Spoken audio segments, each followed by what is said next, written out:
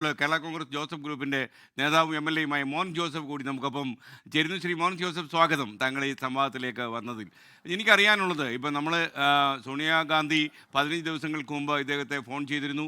K C വേണുഗോപാലാണ് ഇതിന് പാലമായി മാറിയത് എന്നൊക്കെ പറഞ്ഞ് വാർത്തകൾ ഇന്ന് പ്രചരിക്കുന്നുണ്ട്. ഇത് കെ സി വേണുഗോപാൽ നിഷേധിക്കുകയാണെങ്കിൽ നമുക്ക് മുഖവിലേക്ക് എടുക്കാം. അഡ്വക്കേറ്റ് അനിൽകുമാർ നിഷേധിച്ചുകൊണ്ട് മാത്രം കാര്യമായില്ലല്ലോ. എന്നാലും സോണിയാഗാന്ധി ഇടപെട്ടോ ഇല്ലയോ എന്നുള്ളത് ഒന്നിൽ സോണിയാഗാന്ധി പറയണം, അല്ലെങ്കിൽ അഡ്വക്കേറ്റ് കെ സി വേണുഗോപാൽ പറയണം, അതല്ലെങ്കിൽ ജോസ് കെ മാണി പറയണം. ഒരു മൂന്നുപേരും പറയാത്തതിലേക്ക് നമുക്കത് അങ്ങ് തള്ളിക്കളയാൻ കഴിയില്ല. ഞാൻ ചോദിക്കുന്നത്, ശ്രീ മോൻ ജോസഫ്, കേരള കോൺഗ്രസ് ജോസഫ് ആദ്യം മുതലേ തന്നെ ഒരു നിലപാടെടുത്തിരുന്നത് ജോസ് കെ മാണിയുടെ വിഭാഗം കേരള കോൺഗ്രസ് എം ഇപ്പോൾ UDF വരേണ്ട കാര്യമില്ല എന്നാണ്. എന്നാൽ കാര്യങ്ങൾ മാറി, രാഷ്ട്രീയ പരിസരം മാറുന്നു.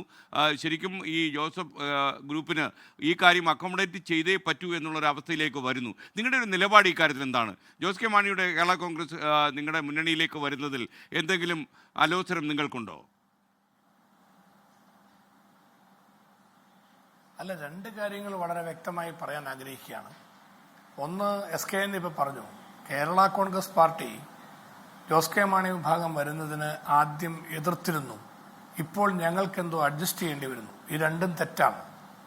ഞങ്ങൾ ജോസ് കെ മാണി വിഭാഗം വരുന്നതിന് ഒരു ഘട്ടത്തിലും ഞങ്ങൾ എതിർത്തിട്ടില്ല എന്ന് പറഞ്ഞാൽ ഞങ്ങൾ അനുകൂലിക്കുകയാണെന്നുള്ളതല്ല. ജോസ് കെ മാണി വിഭാഗം വരുന്നു എന്ന് പറയുന്ന ഈ ചർച്ച തന്നെ അടിസ്ഥാനരഹിതമാണ്. ഈ ചർച്ചയ്ക്ക് എന്ത് പ്രസക്തിയാണ് ഇരിക്കുന്നത്? ഇപ്പോൾ ഈ വളരെ വ്യക്തതയോടുകൂടി ഈ രാഷ്ട്രീയ രംഗത്തെ വിലയിരുത്തുന്ന ആർക്കും കാണാൻ കഴിയുന്ന ഒരു യാഥാർത്ഥ്യമുണ്ട്. ഒരു പാർട്ടി നിലപാടെടുക്കാതെ എങ്ങനെ ഒരു മുന്നണി മാറ്റം നടക്കും? ഇപ്പോൾ ജോസ് കെ മാണി വിഭാഗത്തിന് വേണ്ടി അവരുടെ പാർട്ടിയുടെ നേതൃത്വം വ്യക്തമാക്കിയിരിക്കുന്നത്, ഫേസ്ബുക്ക് പോസ്റ്റിലൂടെ വ്യക്തമാക്കിയിരിക്കുന്നത്, അവർ LDF തുടരും എന്നാണ്. രണ്ട്, അവരുടെ പാർട്ടിയുടെ മന്ത്രി രാവിലെ ശ്രീ റോഷി അഗസ്റ്റിൻ അദ്ദേഹം വ്യക്തമാക്കിയത് LDF തുടരും എന്നാണ്. ഇന്ന് ഈ രണ്ട് കാര്യങ്ങളും ഇന്ന് നടത്തിയപ്പോൾ കേരള കോൺഗ്രസ് പാർട്ടിക്ക് വേണ്ടി കോട്ടയത്ത് ഞാൻ ഞാനൊരു കാര്യം താങ്കളെ ഓർമ്മിപ്പിക്കുന്നു. പ്രതിപക്ഷ നേതാവ് ശ്രീ VD സതീശനോട് ഇത്തരം ഒരു ചേരി മാറ്റത്തെ കുറിച്ച് ചോദിച്ചപ്പോൾ ചർച്ചകൾ നടക്കുന്നു എന്ന് അദ്ദേഹം പറയുന്നത് വാർത്താലേഖകരോട് പറഞ്ഞതാണ്. താങ്കൾ ശ്രദ്ധിച്ചു കാണുമെന്നാണ് എന്റെ വിശ്വാസം. ഞാൻ ശ്രദ്ധിച്ചു. പക്ഷേ VD സതീശൻ വളരെ 100% വ്യക്തതയോടെ പറഞ്ഞിട്ടുണ്ട്, കോൺഗ്രസ് പാർട്ടിയുടെ തലത്തിൽ ഔദ്യോഗികമായ ചർച്ചകളൊന്നും നടന്നിട്ടില്ല. കോൺഗ്രസ് UDF നേതൃത്വത്തിൽ നിന്ന് ആരും ചർച്ച ചെയ്തിട്ടില്ല. ഇനി ചർച്ച ചെയ്തിട്ടുണ്ടെങ്കിൽ അതിന്റെ വിശദാംശങ്ങൾ പുറത്തു വരട്ടെ. ഞങ്ങൾ കേരള കോൺഗ്രസ് പാർട്ടിക്ക് വേണ്ടി പറയുന്നു, ഞങ്ങൾക്കിതിലൊരു അലോസരമില്ല. ജോസ് കെ മാണി വിഭാഗം എന്നുള്ളതല്ല. UDF ഒരു കാര്യം തീരുമാനിച്ചിട്ടുണ്ട്. UDF ജനകീയ അടിത്തറ വിപുലീകരിക്കാൻ തീരുമാനിച്ചിട്ടുണ്ട്. UDF ഗുണം ചെയ്യുന്ന കക്ഷികൾ, UDF വിശ്വാസമുള്ളവർ, UDF നാളുകളിൽ ചതിക്കില്ല എന്ന് ഉറപ്പുള്ളവർ, UDF വിജയം കൈവരിക്കാൻ വേണ്ടി ഇപ്പോൾ ജനങ്ങൾ നൽകിയ ഈ പിന്തുണയുടെ കൂടെ നാളുകൾ നിൽക്കുമെന്ന് ഉറപ്പുള്ളവർ, അങ്ങനെയുള്ളവർ വരുന്നതിനെ UDF സ്വാഗതം ചെയ്തിട്ടുണ്ട്. ഇതാരാണ് എന്ന് വ്യക്തമാക്കുന്നത് ആദ്യം നിലപാട് പറയേണ്ടത് ബന്ധപ്പെട്ട പാർട്ടികളാണ്. ജോസ് കെ മാണി വിഭാഗം വരാൻ ആഗ്രഹിക്കുന്നെങ്കിൽ ഞങ്ങളുടെ പാർട്ടിയുടെ നിലപാട് party chairman Shri PJ Joseph sir വ്യക്തമാക്കിയിട്ടുണ്ട്. ജോസ് കെ മാണി വിഭാഗം ആദ്യം പറയട്ടെ, ഞങ്ങൾ LDF തുടരുന്നില്ല, അല്ലെങ്കിൽ UDF വരാൻ ആഗ്രഹിക്കുന്നു. അങ്ങനെ ഒരു നിലപാട് പറഞ്ഞാൽ കേരള കോൺഗ്രസ് പാർട്ടിയുടെ പ്രതിനിധികളുമായി കോൺഗ്രസ് പാർട്ടിയുടെ നേതാക്കൾ ആശയവിനിമയം നടത്തും. തീർച്ചയായിട്ടും ആശയവിനിമയം നടത്തും എന്ന ഉത്തമ ബോധ്യം ഞങ്ങൾക്കുണ്ട്. ഞങ്ങളുടെ അക്കാര്യങ്ങൾ എല്ലാ ഘടകകക്ഷികളോടും ആശയവിനിമയം നടത്തണം. മുസ്ലിം ലീഗുമായിട്ട് നടത്തും, മറ്റു കക്ഷികളോട് നടത്തും.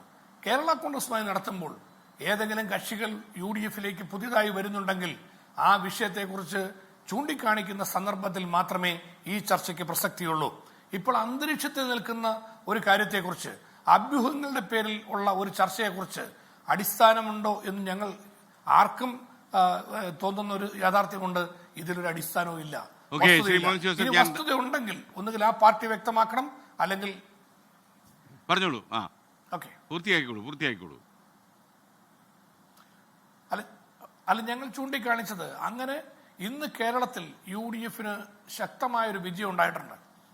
ആ വിജയം ഉണ്ടായിരിക്കുന്നത് ഇപ്പോൾ CPM പ്രതിനിധി പറഞ്ഞതുപോലെ താൽക്കാലികമായ ഒരു ഇലക്ഷനിലുള്ള ഒരു വിജയമല്ല. കേരളത്തിൽ നടന്ന എല്ലാ ഉപതെരഞ്ഞെടുപ്പുകളിലും, ജോസ് കെ മാണി വിഭാഗം വിട്ടുപോയതിനു ശേഷം നടന്ന എല്ലാ ഉപതെരഞ്ഞെടുപ്പുകളിലും ഐക്യജനാധിപത്യ മുന്നണി തിളക്കമാർന്ന വിജയം നേടി. അത് തൃക്കാക്കരയിൽ, അതുപോലെ തന്നെ പുതുപ്പള്ളിയിൽ, പാലക്കാട്, ഏറ്റവും അവസാനം നിലമ്പൂരിൽ. അത് ടീം UDF എന്ന നിലയിൽ പ്രതിപക്ഷ നേതാവ് VD സതീശൻ പറഞ്ഞതുപോലെ ടീം UDF എന്ന നിലയിൽ വർക്ക് ചെയ്ത് ഉജ്ജ്വലമായ വിജയം നേടി. 2, പാർലമെന്റ് ഇലക്ഷനിൽ കേരളത്തിൽ ഉജ്ജ്വലമായ വിജയമുണ്ടായി. ത്രിതല പഞ്ചായത്ത് തെരഞ്ഞെടുപ്പിൽ സാധാരണ പഞ്ചായത്ത് ഇലക്ഷനിൽ LDF മുൻതൂക്കം ഉണ്ടാകാറുള്ളതാണ്. ഏത് കാലഘട്ടത്തിലും അങ്ങനെ ഉണ്ടാകും. പക്ഷെ ഇപ്രാവശ്യം LDF തകർച്ചയുണ്ടായി. UDF ഇത്രയും വിജയം ഉണ്ടായപ്പോൾ ഇതൊന്നും ജോസ് കെ മാണി വിഭാഗം ഉണ്ടായിട്ടല്ല. കോട്ടയം കേരള കോൺഗ്രസിന്റെ ശാക്തിക മേഖല, കോട്ടയം, പത്തനംതിട്ട, ഇടുക്കി ഉൾപ്പെടെയുള്ള ജില്ലകളിൽ, എറണാകുളത്തിന്റെ മലയോര മേഖല, ഇത്തരം പ്രദേശങ്ങളിലെല്ലാം UDF തിളക്കമാർന്ന വിജയം നേടിയിട്ടുള്ളത് ഈ UDF ഇന്നത്തെ കൂട്ടായ്മ കൊണ്ടാണ്. അതുകൊണ്ട് ഇവരൊന്നും ഇല്ലാതെ തന്നെ ഇത്രയും വിജയം കൈവരിക്കാൻ കഴിഞ്ഞെങ്കിൽ അടുത്ത നിയമസഭാ തെരഞ്ഞെടുപ്പിലും ഐക്യജനാധിപത്യ മുന്നണി തിളക്കമാർന്ന വിജയം നേടും എന്നതിൽ യാതൊരു സംശയവുമില്ല. ലോകത്തെവിടെയായാലും ഏത് സമയത്തും 24 വാർത്തകളും ഓഗ്മെന്റഡ് റിയാലിറ്റി പാക്കേജുകളും എക്സ്പ്ലെയിനറുകളും വിശദമായി കാണാൻ ഞങ്ങളുടെ യൂട്യൂബ് ചാനൽ നിങ്ങൾക്ക് സബ്സ്ക്രൈബ് ചെയ്യാം.